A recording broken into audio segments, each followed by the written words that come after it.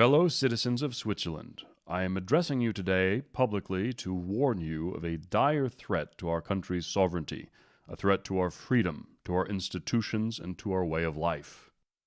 The threat I speak of is insidious.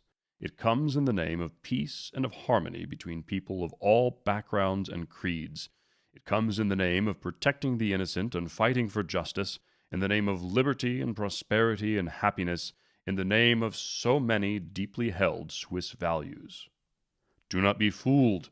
The Swiss Confederation is strong because of the Swiss values it upholds, and our Swiss values are upheld because of the Swiss Confederation, which enforces those values locally, in each canton and each community, even from neighbor to neighbor. Our enemy does not respect the Swiss Confederation. It does not respect the will of the Swiss people, our communities and cantons. Our enemy claims that only it can vouchsafe our sacred values and traditions.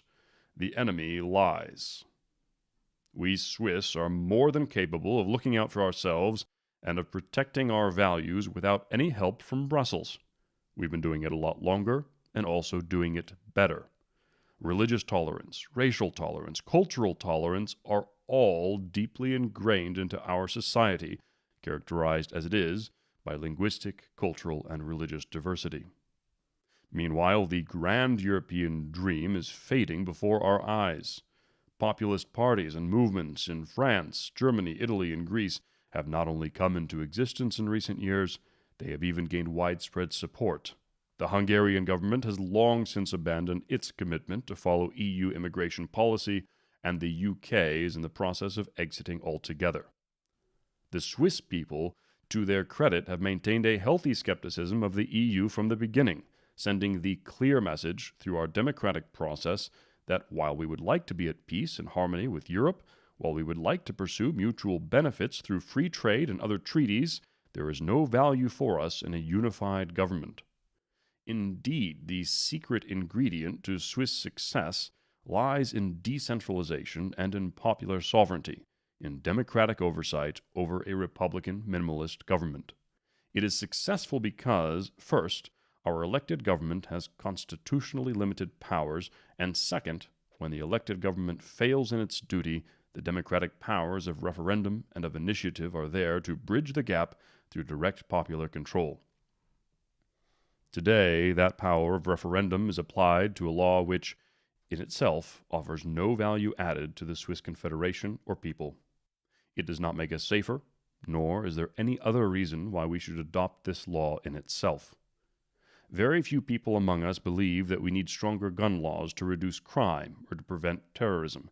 Instead, those who support this measure defend it on the basis that without it, Switzerland might lose access to certain international criminal databases, or that we might start having to show our passports again at the border. Obviously, it would be a shame if we were to lose the benefits that we currently enjoy as a party to the Schengen Treaty. But before we talk about how much those benefits are worth to us, let's please have a discussion about the neighbor state with whom we are dealing. I will pose the question provocatively. Is keeping those benefits worth making a deal with the devil? I ask this because, while the EU may not be Satan, it is certainly behaving like a schoolyard bully.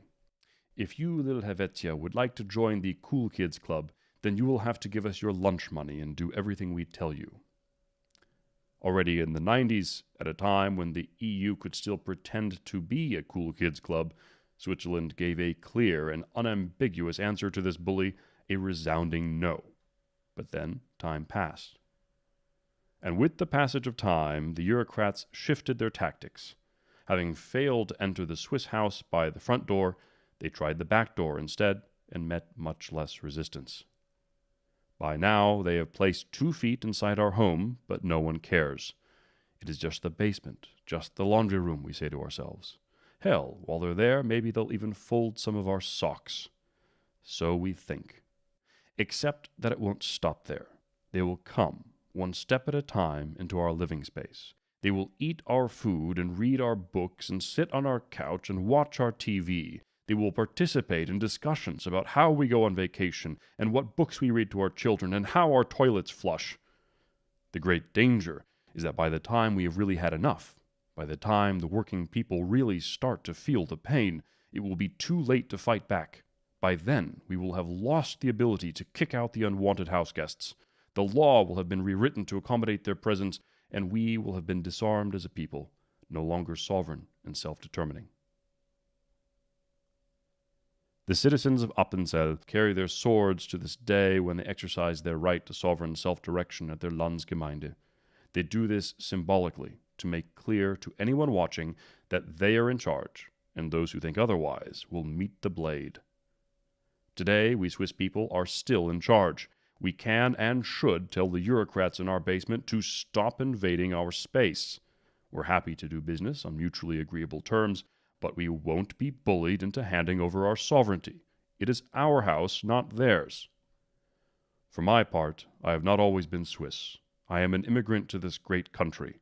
I chose Switzerland precisely because it is a precious gem in a sea of glass.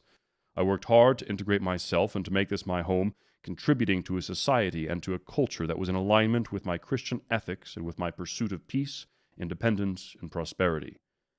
Yet for most Swiss people, they received their country as a birthright, born into the privilege and the prosperity that come from a nation respectful of persons and of property. I implore you, do not trade your birthright for a mess of porridge. Yes, we should make deals with our neighbors that are mutually beneficial, and yes, we should be a good citizen in the world, staying out of conflict, even helping to solve conflicts when we can. But let us not let Switzerland become a nation enslaved to the vagaries of international politics. Let us not move our capital from Bern to Davos. If bullies want us to jump up and down in exchange for their friendship, then the Swiss way is for us to politely decline. If that means that we don't get to use their shiny computers, so what? We did well for over 700 years without them, and we will certainly survive without them in the future if need be. No reason to sacrifice our dignity, our sovereignty. Those who support the stronger gun laws would like you to do so on the basis of a superficial framing of the question.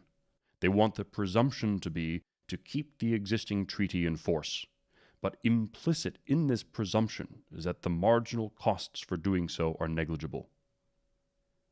But what if I told you that the costs of giving in to the bully would only increase, as is always the case with bullies?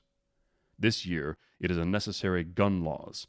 Next year, tax code amendments. Year after that, they're telling us what we can teach in our own schools. No, our sovereign nation does not, must not enter into agreements whereby the terms can be unilaterally dictated by our counterparty. We come to the international bargaining table as a sovereign, in good faith, and as peers with and equals to the other countries there. We agree to terms that are mutually agreeable, we shake hands, sign the papers, and then do as we have agreed to do. If our counterpart insists on renegotiating the terms of our contract, if he is unwilling to continue under the previously agreed terms, then it is he who brings about the end of the relationship, not us. My dear Helvetia, do not let the European turn you into his prostitute. He says, "Kiss me, or I shall leave you." Let him leave. Otherwise, he shall demand much more than a kiss tomorrow. My dear Swiss compatriots, guns are important, there is no question. But this isn't about guns. This is about the sovereignty, the independence, and the honor of this great nation. Do not let her down.